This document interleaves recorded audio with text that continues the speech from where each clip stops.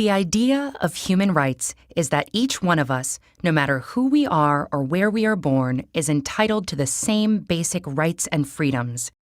Human rights are not privileges, and they cannot be granted or revoked. They are inalienable and universal.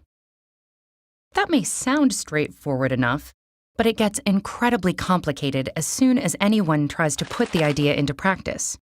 What exactly are the basic human rights? Who gets to pick them? Who enforces them, and how? The history behind the concept of human rights is a long one. Throughout the centuries and across societies, religions, and cultures, we have struggled with defining notions of rightfulness, justice, and rights.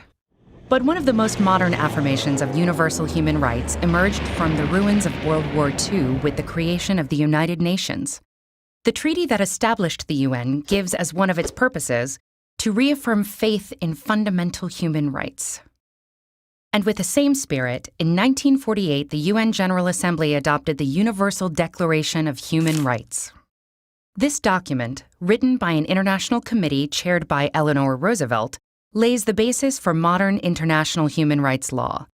The Declaration is based on the principle that all human beings are born free and equal in dignity and rights.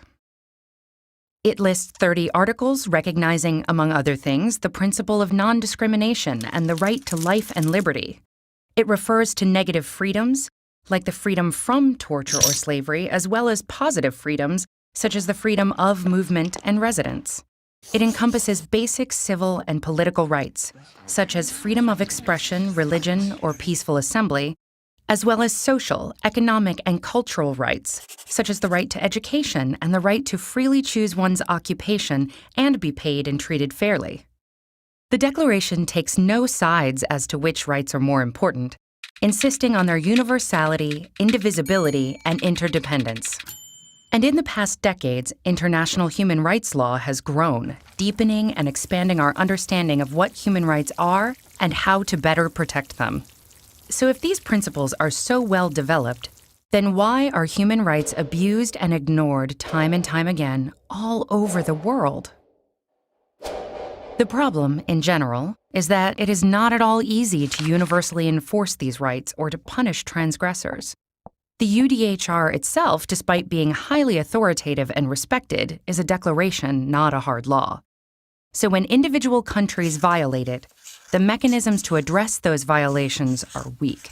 For example, the main bodies within the UN in charge of protecting human rights mostly monitor and investigate violations, but they cannot force states to, say, change a policy or compensate a victim.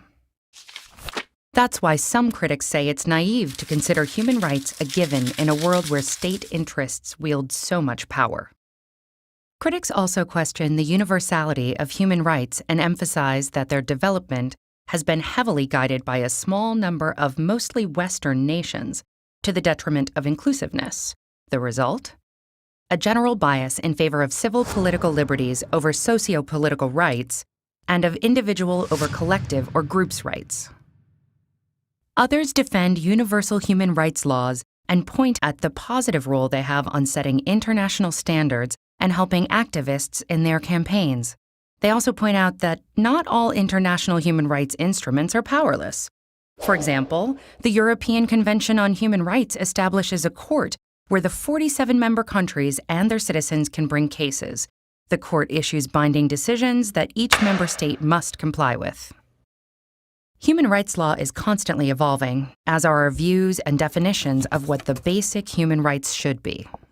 For example, how basic or important is the right to democracy or to development? And as our lives are increasingly digital, should there be a right to access the internet? A right to digital privacy? What do you think?